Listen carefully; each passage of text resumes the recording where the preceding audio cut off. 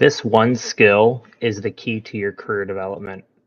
Hey, this is Michael with Aimed Intentions. Thanks for joining me today. I wanted to get into talking about the one skill that is so fruitful in its effectiveness, and that is communication.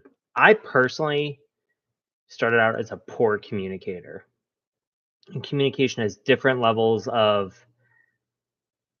its level of effectiveness, and it's not just the verbal output that you display, but also your listening skills and your ability to read people.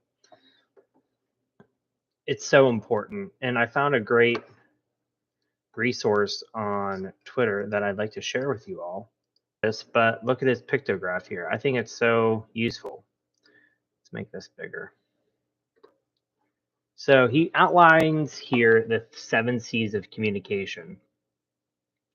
And there's a checklist. And it gives you how to use it, where to use it. And I like how he pieces is out here, using it at work and using it in your personal lives.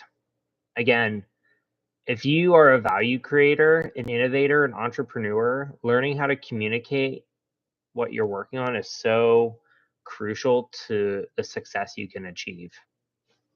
Let me just change one thing here. Boom. Okay. So the 7 C's of communication.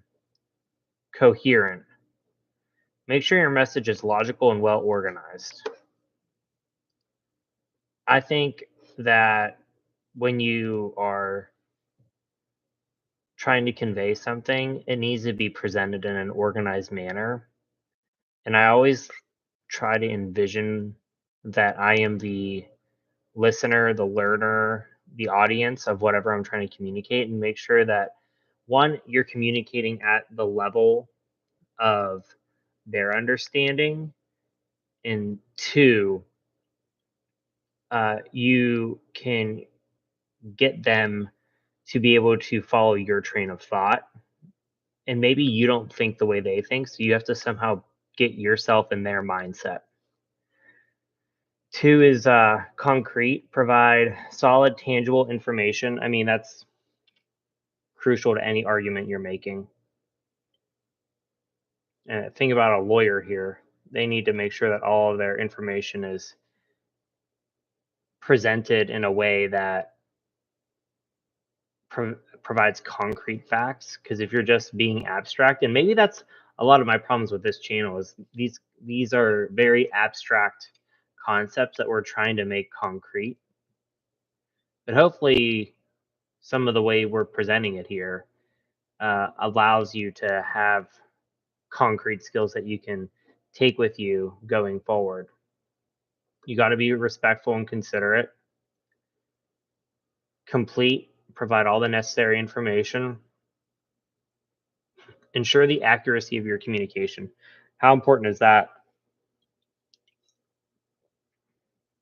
I mean, I think there's probably a component of legacy media that airs in this domain. Concise. Keep it brief and to the point. I think it was Polonius and Hamlet that says brevity is the essence of wit. Let me just look that up. Brevity is the soul of wit. Let's see here. It was said by Polonius and Hamlet. Hey, how about that? I studied Shakespeare in college as a fun extra domain of courses that I took. Ironically, I went to Allegheny College. It's in Meadville, Pennsylvania. It's a liberal arts college. I majored in biochemistry, minored in psychology. What I liked there is that they had a strong emphasis on communication, whether it was verbal, written, presentations. It was foundational to the curriculum there. And then you kind of just made the content what you wanted. And clear your message should be easily understood. I have a big meeting coming up here, and I think it's next week. And I've been trying to emphasize as I prepare that I implement all 7 C's of these communication skills. All right, let's see how to use these 7 C's. Before communicating, think about your message and how to convey using the 7 C's. How about that? After drafting your message, review it against the 7 C's. It's kind of testing. Seek feedback from others to ensure your message meets these criteria. I have a practice for my meeting next Tuesday, and the meeting is on next Thursday. So I will be getting feedback. I'm actively implementing these communication strategies in my preparation for this meeting that I have, where I am presenting my service line in the hospital. Adjust. So you're going to make necessary adjustments to align with your message, to align your message with the 7 C's. All right, great. All right, so Justin McCam, which kind of sounds like my last name, but not spelled at all the same. He created this infographic. He's citing Scott Cutlip and Alan Center here. I like what he does here is how to use it at work and how to use it in your personal lives. So he goes through each domain here. I'll just read these out. In a team meeting, state the project goals in simple terms. Send a brief email summarizing key points from a meeting. I've mentioned that I have done this and it's actually excelled my career. Concrete, provide specific examples when explaining a new process. Double check your data in reports to avoid errors. Ensure your presentation follows a logical sequence.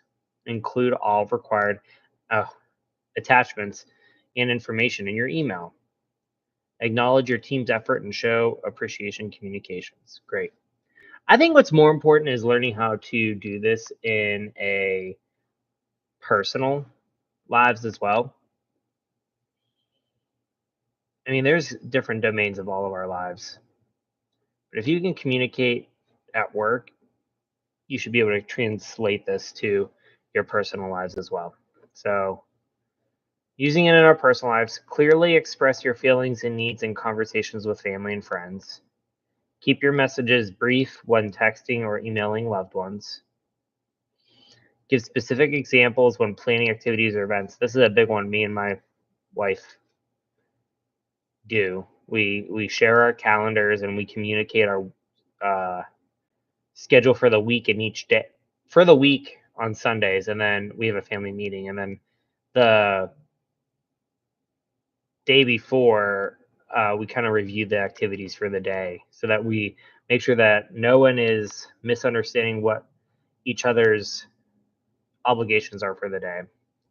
Coherent, ensure your stories and explanations make sense and flow logically. Include all relevant details when sharing important news. Yeah, whose mother or mother-in-law misses that? Oh, I'll be quiet here in case my mother-in-law finds that. Be polite and respectful even when in disagreements. Great.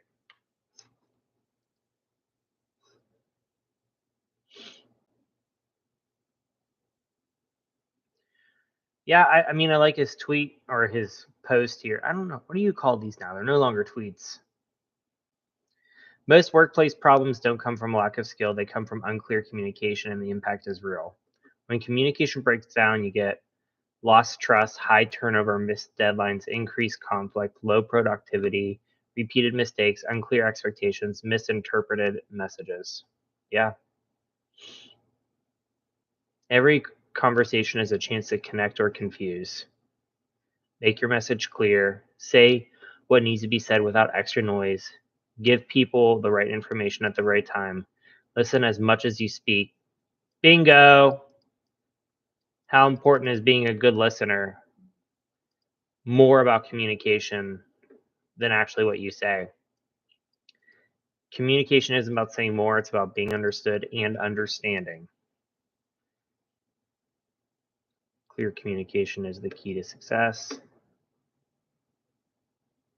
This guy has a good following here. Cool. All right. Well, for my audience here, let's repost this, get it out there. Great. A lot of good stuff here. Let's just end it with how to become mentally rich. So this is from Liminal. Become mentally rich. Mentally rich people have the poorest lifestyles, from Steve Jobs living in an apartment with just one mattress, lamp, and books as his furniture to Elon Musk living in a rented flat. They don't fall into trap and into the trap of looking rich like fake celebrities, slave to the luxury. These fake rich want more and more luxury to show the world how successful they are. They are a slave to opinions of society. If society says they are successful, they feel good. If society says they are poor, they feel bad. Mentally rich are king of their life due to their simple lifestyle. They don't care about luxury, they only care about listening to the soul to do the best work. Mediocre society doesn't control how they feel. They work like the most ambitious man wanting nothing in return to the most peaceful yogi. Well, I didn't read that very well, but it was a little bit challenging for me to communicate there. Hmm. It's probably more on my problem of not being able to read well. All right, folks. Let me stop sharing here. So today we talked about communication skills, how I'm actively implementing these 7 C's of communication. We kind of went awry there at the end, trying to read that other post that didn't necessarily apply, but that's okay. And I hope you are finding this content valuable. I find myself always reflecting on my hardships and where things have been challenging in my life. And a lot of it comes down to communication. And once I learned how to communicate, I learned how to learn and I learned how to understand, and it helped me navigate the world better. And whenever I'm at work at the hospital, I frequently find that many of the difficulties with provider well-being, staff well-being, patient well-being, patient health, provider health, institutional health, it all comes down to communication, and we need to break down our silos. And not only do you need to be able to communicate your wants and needs, but the wants and needs of the group with which you're working within your institution without. So I'll leave you all with that today. I think tomorrow I'm going to try and do the book breakdown. I've been working through it in preparation. I have a meeting here in 4 minutes. All right.